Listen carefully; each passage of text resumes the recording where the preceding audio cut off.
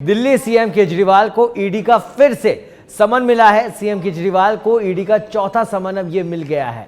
ED ने 18 जनवरी को पूछताछ के लिए उन्हें बुलाया है। शराब घोटाले में सीएम केजरीवाल को ये समन भेजा गया है, तो चौथा समन है।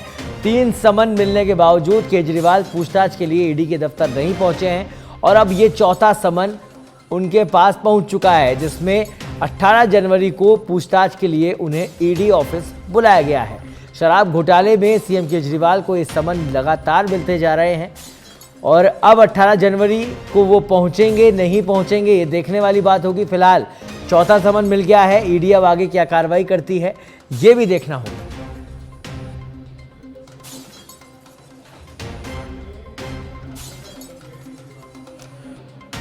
तो दिल्ली सीएम केजरीवाल को ईडी का चौथा समन मिल चुका है। ईडी का फिर से समन मिला है। 3 समन पहले मिल चुके हैं, जिनमें पूछताछ के लिए केजरीवाल को बुलाया था, लेकिन वो नहीं पहुंचे थे। और अब चौथे समन को मिलने के बाद क्या कुछ कार्रवाई ईडी करती है और किस तरह का रिएक्शन केजरीवाल का होता है, ये देखने वाली बात होगी। और इस खबर पर अधिक जानकारी के लिए हमारे साथ जुड़ गए हैं Delhi bureau chief Rajiv Tiwari. Rajiv, CM Kejriwal को ईडी का चौथा समन, मतलब चौथी बार समन मिल रहा है। अब क्या देखते हैं आप कि किस तरीके का रिएक्शन अब केजरीवाल का देखने को मिल सकता है और ईडी का क्या कुछ एक्शन अब हो सकता है?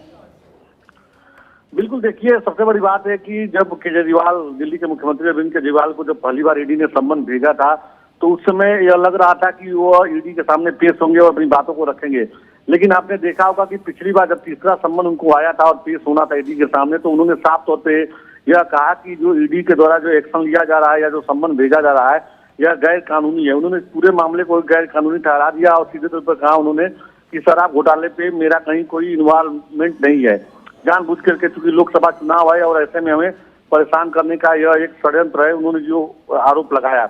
लेकिन देखिए, सबसे बड़ी बात यह है कि दिल्ली शराब घोटाले में जो तार जुड़ रहे हैं, चाहे वो संजय सिंह की गिरफ्तारी की बात कीजिए या मनीष सिसोदिया की गिरफ्तारी की बात कीजिए, इसके बाद जो ईडी का जो एक्शन बढ़ रहा है, जो कार्रवाई बढ़ रही है, उसमें कहीं न कहीं मुख्यमंत्री निशाने पे है और लगातार तमाम चीजों को जानने के लिए, पूछने के लिए ईडी सम्मन भेज रही है। और बहुत से ऐसे साक्ष्य हैं जिसमें कहीं न कहीं मुख्यमंत्री का इन्वॉल्वमेंट पाया जा रहा है। ये सूत्र बता रहे हैं, जो जानकारी जो मिल रही है, सूत्रों के हवाले से जानकारी मिल रही है। लिहाजा ईडी तमाम चीजों को साफ करना चाह रही है, बातों को, जो तमाम सवाल उठ रहे हैं उसके उत्तर चाहती है मुख्यमंत्री केजरीवाल से। अब देखना है कि केजरीवाल इस बार क्या करते हैं, पेश होते हैं या नहीं होते हैं। क्योंकि देखिए, मुख्यमंत्री अरविंद केजरीवाल के साथ साथ अगर देखा जाए तो झारखंड के मुख्यमंत्री हेमंत सोरेन को भी अभी तक ईडी ने जो है 7 सम्मन भेजा है और ईडी ने भी उनकी गिरफ्तारी नहीं की है। तो उसी तरह पर देखा जा रहा है। हालांकि आम आदमी पार्टी के नेताओं की तरफ से कहा गया कि ईडी कभी भी गिरफ्तार कर सकती है, लेकिन ईडी की तरफ से साफ कर दिया गया कि उनकी अभी गिरफ्तारी नहीं होगी, पहले उनसे पूछताछ किया जाएगा।